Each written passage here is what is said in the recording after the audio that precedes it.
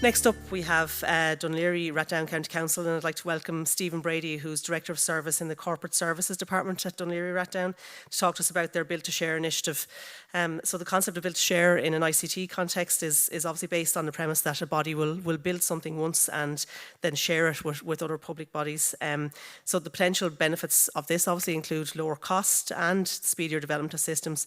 I have to say we've seen very positive impacts of these types of projects in the civil service. So I'm very much looking forward to hearing about this great local government sector initiative. So, Stephen.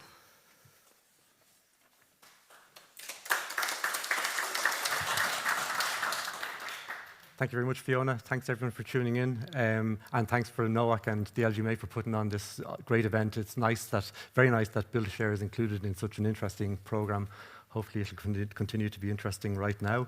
It's back to digital, but I promise you there's only one slide that's in any way kind of technical. You may obviously be asking what's sharing on the agenda for it all, because it's something that it's so obvious. It's something that we instinctively do really well in our sector. It's something we've been doing for years with our national shared services providing payroll and HR, national projects providing us with housing and planning systems, and even events like today are all about sharing ideas and examples of good practice so that we can take them home and try and implement some of those things ourselves. But Build to Share. Build to Share isn't designed to replace any of that. There's still a role for those national projects and national shared services to tackle the big and complex enterprise solutions that we require in certain functional areas. Build to Share is designed to help the tier below that, the many less complex systems we require to manage internal workflows and our external facing services. The why for all of this is that we've got a really busy workforce. And in my experience, local authority staff, they're very open to and very keen for change. And so there's a really strong demand and appetite for new digital services and new digital solutions to automate and digitize existing business practices, and also to help us to reimagine and improve on those business processes. The challenge is that we're 31 separate organizations, and we all have our 31 different sets of priorities and so on. The challenge also is the sheer number of services that we provide. That's our service catalogue. You should look at localgov.ie, where the service catalogue is hosted. 1,200 services. That's flicking through there, so you get an example of the sheer number of them. So we need to digitize those 1,200 services. But if there's one local authority trying to digitize 1,200 services, they're never going to be able to do it. So the challenge has to be shared. This slide is very important because with IT and digital solutions, there is that classic 80-20 split.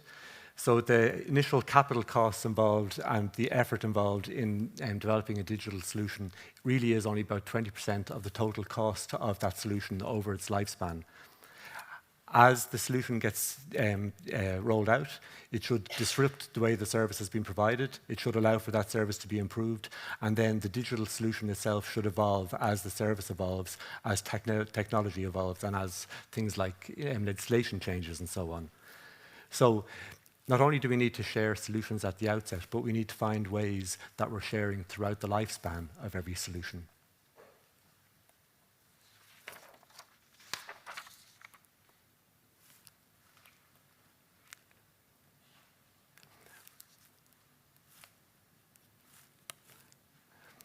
So basically what we need to do is we need to develop a structured approach to sharing, and that's what Build to Share is. It's about a structured and strategic approach to sharing IT and digital solutions, so that when solutions are developed, they're developed in a manner in which they can be shared, which isn't always the case.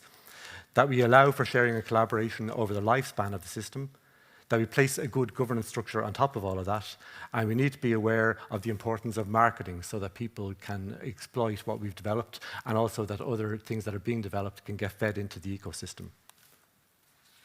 So Fiona has mentioned that there's also a facility within Deeper, within the civil service. Deeper have a very mature Build to Share operation, and it works brilliantly. They invest very heavily in it. They develop solutions, and then they provide them to other civil service departments who can choose to take them on or not if they meet their needs.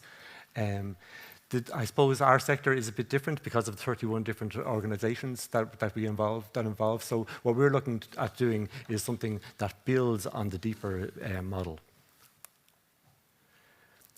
I've shown this particular graphic to a few people after I put it in the slide, and they had to explain it to every single one of them. So that's supposed to be a flexing biceps made up of people, because people are our strength. So we're 31 distinct organisations, and we can turn that into a positive. So basically, we have access to 31 sets of subject matter experts across the 31 local authorities, and we've got access to 31 sets of really good IT professionals who can work with us. So we can turn our disadvantage into a potential advantage through a devolved approach to system development. And that's what our evolution on the deeper approach is. It's a build-share model that involves all 31 local authorities potentially developing IT solutions using a third-party supplier of their choice.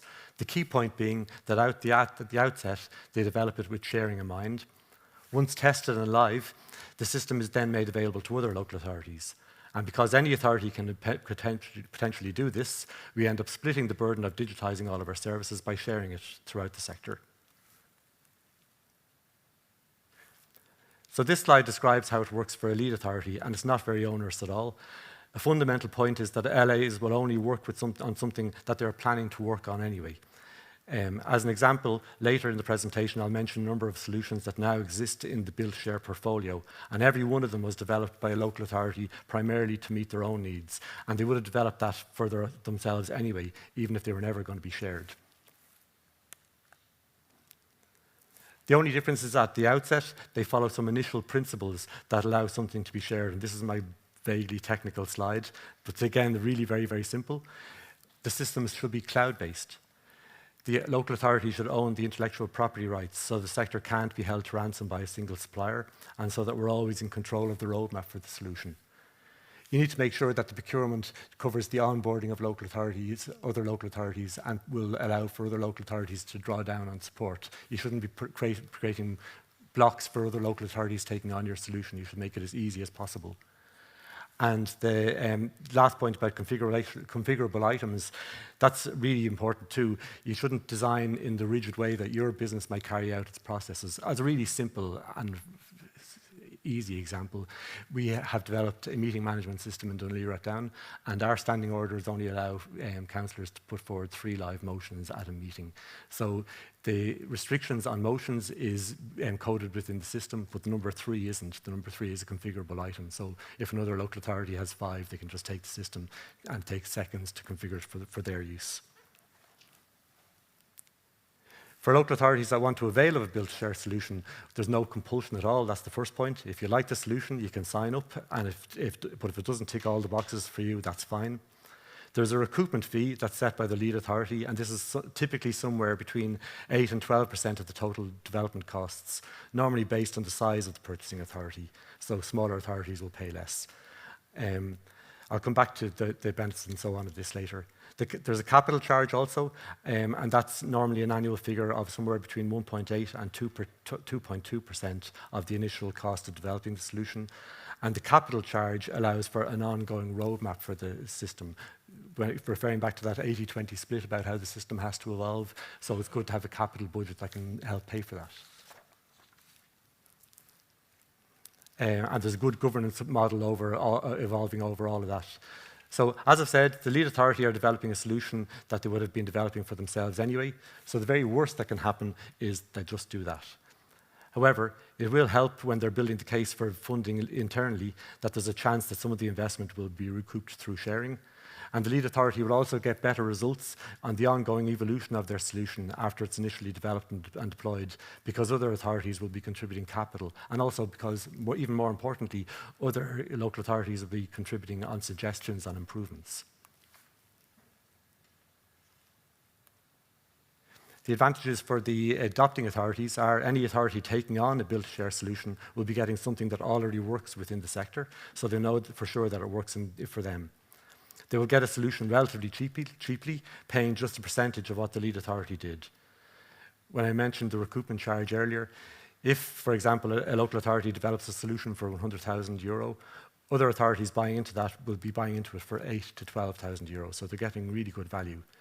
They'll also be committing to contributing around 2,000 euro per year to a capital fund, but the governance structure gives them a real and equal say in the roadmap for the system, so they'll be able to prioritise changes that they want or need.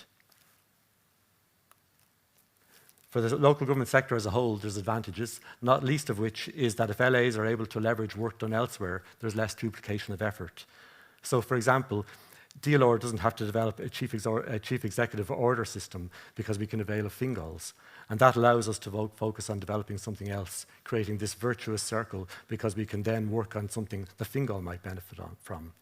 Also, the process is highly agile. It doesn't require the building of a complex business case for central approval like a shared services project. As these things are done once rather than many times, it maximizes the overall investment in IT in the sector. So what's been developed so far? I'm just going to fly through these. There's LA Docs, which is a document management solution. It's live in Dunleary, Rathdown and Fingal, and Longford are currently implementing it. There's an EPMDS system which came out of Longford first and is being piloted in DLR, will go live in DLR and Monaghan in January. And it's way more than just PMDS, it's also a strategic tool that allows you to digitally manage the development of annual service delivery plans, departmental plans, team plans, right down to individual plans. There's LA Meeting Point, the meeting system that I referred to, which is live in Dunleary and being implemented in Kildare. CE Orders is live in Fingal, and they're working with DCC and ourselves, amongst others, to implement that next year. EFOI is live in Dunleary, and demos have been done for a number of other local authorities. And our most successful one so far is the Blended Working app, which came out of South Dublin County Council, and that's live in 4 other local authorities right now and being rolled out to another 3, so that's 8 in total. It didn't quite follow the model that I described insofar as it wasn't actually live in South Dublin before it got rolled out elsewhere, and so there were some bugs and things like that to be ironed out at the very start, but they're all being worked through. It's our most successful one so far because obviously there's a pressing deadline for meeting blended working deadlines and quotes. Just to mention some other things that are in the pipeline, and it's good to see the first one here got mentioned at the very start in the opening addresses, the Fingal chatbot. So Fingal are working with a number of local authorities in the development of a chatbot, and it will be available to all other local authorities after that's done. And then there's work being done on an annual ethics register, or returns. So that's a really onerous process at the moment. It's a manual process in a lot of places. A number of authorities have digitised this, but not in a manner that's easily shareable. So Monaghan and DLR are working on something which will go live in January and will be available to others next year. I'm just going to just mention MyCoco, which some of you may have heard of. It's a kind of a separate but very related initiative, which deserves its own presentation, and which I'm not going to go into now because it would take too long. But it's a form of Build to Share focusing on public-facing services, involving an ongoing collaboration between 10 local authorities and being led by Monaghan. So it's live in Monaghan right now, and other local authorities are going live with aspects of it in early 2023. So what's next? We have a governance board that's just been established and will be meeting fairly shortly. It reports into the ICT committee. Marketing is incredibly important, so we get this message out there, get new systems in and get people using the systems. Days like this are very important for that kind of thing. And then it's really important to mention that you still need local IT resources to manage these projects, to get them up and running. So the LGMA are leading out on the development of a new ICT strategy for the sector, and it will include things like Build to Share and also resourcing, which hopefully will address those things.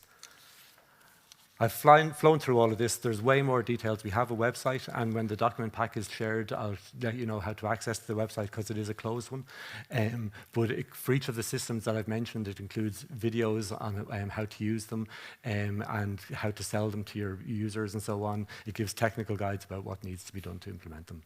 And that's it. Thank you. Thanks very much, Stephen. I think huge innovation in that presentation, and I hope all of you here and all of you watching online will go back to your management team and tell them that you're going to be able to save them money straight away by telling them all about these Build to Share products that are out there. As I say, I have to say, in the civil service, we've seen huge buy-in and huge benefits from them. So it's a bit of a win-win, to be honest. So thanks, Stephen. Great to hear about them.